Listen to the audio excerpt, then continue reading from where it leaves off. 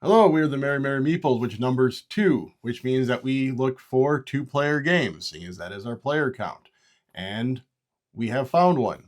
Pagan, Fate of Roanoke from Capstone Games. We went ahead and got this at a discount to be able to cover on the channel. So one person's a witch, one person's a witch hunter. Which witch is which? Stay tuned after break and we'll tell you what we thought of the game.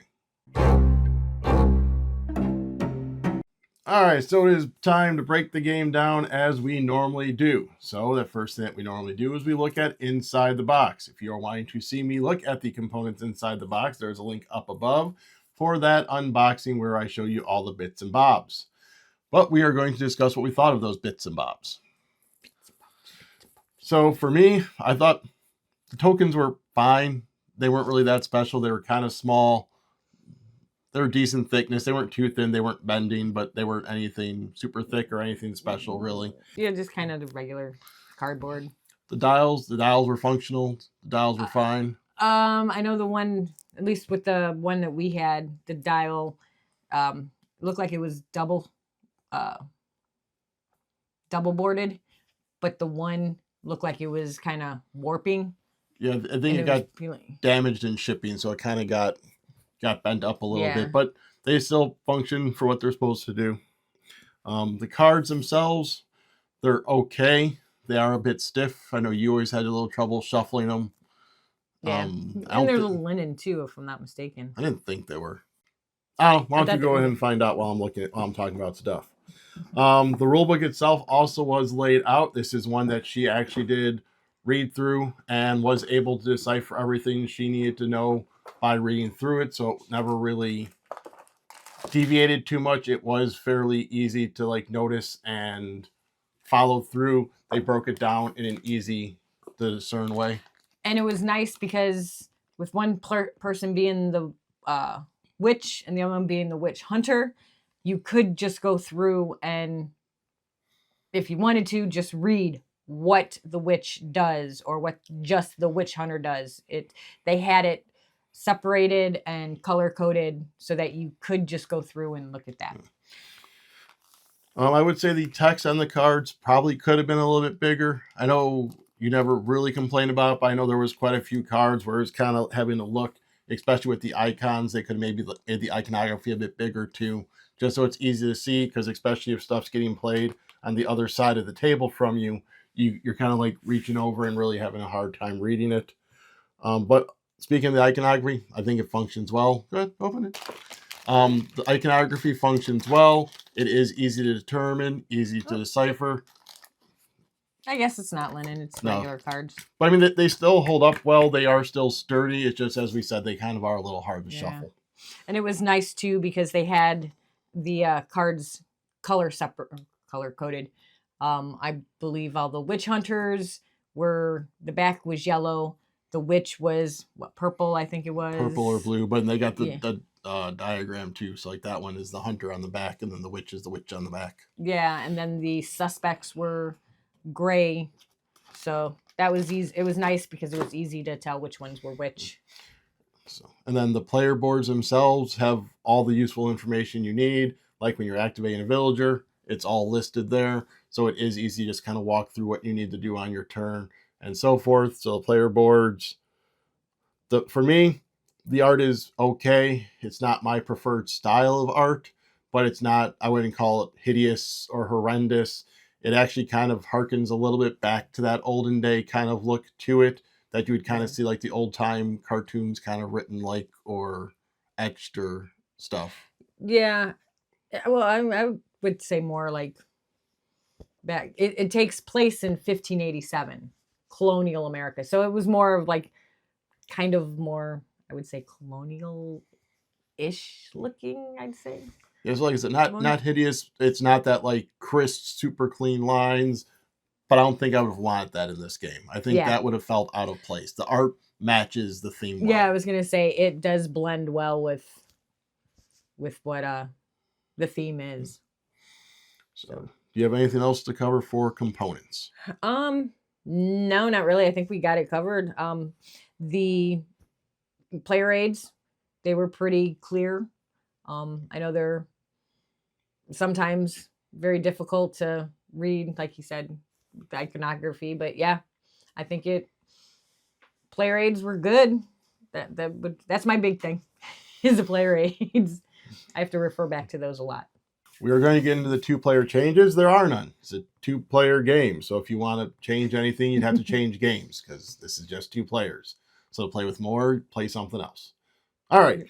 So moving on to gameplay at that point. For me, the gameplay at times kind of felt mechanical because it's put out your person, distribute the secrets, do the action. I mean, it's simple, but it kind of felt mechanical in a way. And repetitive. Yeah. I mean, it is a repetitive game. I mean, it's... So even though it is mechanical, I mean, it is thematic. As the witch, you're gathering secrets to possibly turn for favors for people. As a hunter, you're gathering the evidence. So thematically, it fits. It just at times, like you said, repetitive, mechanical, kind of just going through the motions and so forth. Yeah. And I will say the hunter seems meaner. Yeah. The hunter cards, like there's the one where you're blocking the witch from doing stuff, you're making them spend more. The hunter itself just kind of seems more cutthroat, more that type of play. And I mean, technically, if you are searching for a witch and trying to find, the who the true witch is, yeah, as we all know from like the witch trials and everything else, hunters were a little cutthroat, So, but then themselves. that is one of the cool things that I do like about the gameplay with this is that each one has that different element. They aren't both mean. The hunter is the meaner one. The witch is more kind of a bluffing game to outwit your opponent and all of that. The hunter is more about gathering resources. The witch is more about secrecy and maneuvering stuff around and trying to just get all the secrets they can to be able to turn them in. Yeah, to kind of do it under the radar, like which would do in 1587. So that kind of leads to how the game ends with, the witch is having to do that bluffing where they have to try and know where they are, do the ritual before the hunter kills them. Whereas the hunter could just kind of run around and collect all the resources, draw all the cards, and not even have to worry about killing the witch. Right. So if you get a good engine going of grabbing out the evidence, I think it is, whatever the foots are, if you get a good engine going with that, then you can really churn through those cards. Like I know the one game where you played the hunter, you had the card on there that gave you a foot, and then they had 3 on there. Is it evidence? Evidence is the shoe. Yeah. And then a clue is the footprint. All right, so the evidence that you're getting the evidence. So you were getting like 2 evidence, so you could kind of churn through that and get those cards drawn as I'm trying to maneuver my things. I would say overall, I don't mind playing either one. I think I kind of preferred playing the witch, kind of be able to try and just populate out as many secrets as I could and optimize the action selection, because as you get those favors on them, you can start doing the action twice, and that kind of helps mitigate some of the powers that might get blocked off by your opponent.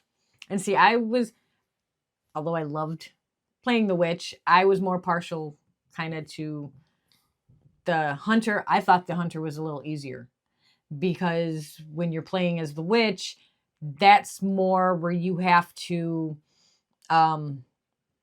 be more deceptive. You have to balance out, okay, I don't want to put too much on here and make it obvious that this is the witch, so I'm going to spread all my secrets out. And whereas with the hunter, it was like, boom, straight to the point. We're going to do on these and these and these and all of them. But yeah, you like that more defined goal. And the hunter, I mean, they both have a defined goal, ritual and all that, but to get there, the hunter has a more defined path. Get out the clues, get the evidence, find who it is. Right. Or even technically you could just start killing people. You could. But I will tell you with the hunter did it, I don't want to say relies on intuition, but that one is definitely one where you want to go with your intuition. You want to go with your gut feeling that, oh, wait a second here. I don't know why, but I have a feeling.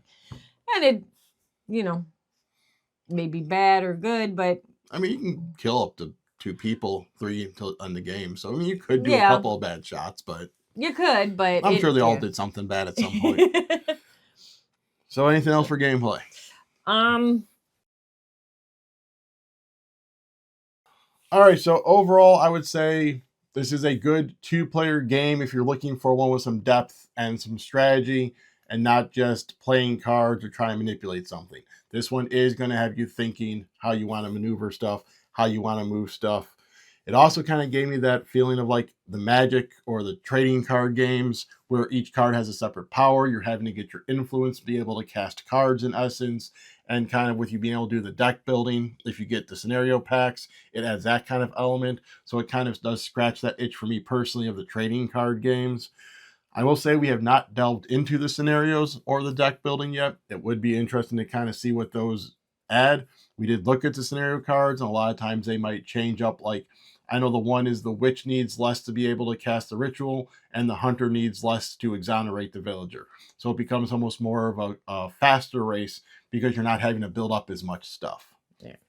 And the witch, especially because she can turn secrets into 2 favors, like you could easily jump on that on someone because it could be literally one turn you go there, you get what you need, next turn you go there, and you're able to do it. And with the 2 favors being the thing that triggers the double actions, it wouldn't necessarily be that obvious that you're setting yourself up. You could just be wanting the double actions. yeah. So that's what I kind of mean. The scenarios kind of change up that element, which I think would be a good thing to kind of add into it. I will say, though, it can get aggravating if someone keeps taking the same spot. Like, I know that was one of the things with her. She likes drawing cards. So a lot of times she'd have the draw 2 cards person on lockdown. So then I would usually have to try and do something to where the person who lets me draw 1 card, I manipulate that somehow to where I can now get 2 cards from them to offset you being able to just always have that person. So I will say, I know there's one action you can kick one person off, but then you need to have a token on there. Then you need to use an action. So it's just a lot of run around to be able to use that one action if someone keeps using it. Yeah, and I think in that, like you were saying, that was my one complaint also, was the simple fact that you only have essentially 3 of the same actions. It's just there's a good action, a better action, and then the best action. Well, obviously, you're going to keep going to the best action. And because you're not always taking the tokens back, those best actions usually are Getting better and better and better. well, they're blocked. So you can't keep going to those. So you're going to have to go to the lesser or the ones that, well, I really can't do that one, or I really have, things like that. So I think, like I said, in that respect, that was my one big complaint. Like, I know the with it one was- game where I was the witch, I went and started going to all the ones that let me put out 2 tokens. So I was just getting all of my tokens out right away with you not having much of an option to try and stop that. You'd have stuff that would kick some of them back. But if I'm putting out 6 a turn and you're only kicking back 1 or 2, then Yeah. I'm really building up. So you have anything else for overall? Well, I know when I had seen this, I was really excited because really, really enjoy the theme. I like anything supernatural, occult, vampires, ghosts,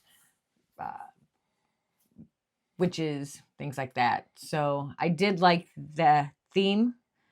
I know you're more gameplay. I'm more theme. But so I enjoyed the theme of it, the idea behind it. But yeah, I enjoyed the game. Like I said, I just think that the hunter was a little easier. Well, that'll be good then, because if I don't mind playing the witch and you like the hunter, then our sides are set. Yeah, I enjoy being a witch. Well, maybe we can find a scenario where the witch is easier, and that'll be fine. Yep. So we can always give that a try. Sorry, so you ready to give it a rating? Yep, let's give it. All right, so I will say I find it to be good. I am usually willing to play it. I am going to give it a 7 out of 10. like I said, it kind of scratches that trading card game itch. And I know you're not big with the trading card games because it's a lot more of attacking each other and all that. So this kind of is a nice bridge between the two. Yeah. And like you said, it's a lot more strategy. So for me, I'm going to give it a 6. And that's willing to play if I'm in the mood. Which, well, you like witches, so you might be in the mood a lot. Like I said, once we start looking at the scenarios, then yeah, and I think that would. I'm looking forward to that. Kind of excited about it. So we are hoping to get some of the scenarios. So if you want to see us get some of those scenarios and packs and then cover more of those, let us know down below in the comment section. So you got anything else to add, or can I wrap this bad boy up? No, I think I got it. Alrighty, so that means it's time for me to give you the rundown of what you can all do to help this here channel. You can go ahead and give us a like, a subscribe, a share. You can ring the bell. I already asked you to comment down below and let me know if you want to see us cover more of the scenarios. Also, beyond that, we have a Patreon that you can join. We have a Ko-fi you can hit up, or we even have the channel. You can hit the join button down below where you can see videos early and other exclusive member perks. And if that wasn't enough and you are looking for board games, you can go ahead and hit our Miniature Market affiliate link that is down there. If you go ahead and use our link and buy games, we do get a portion of that back to the channel to help us keep producing this content for you. Getting more games, more exciting stuff. Yes. Alrighty, so if that's it, just remember, I'm not a witch. I'm your wife.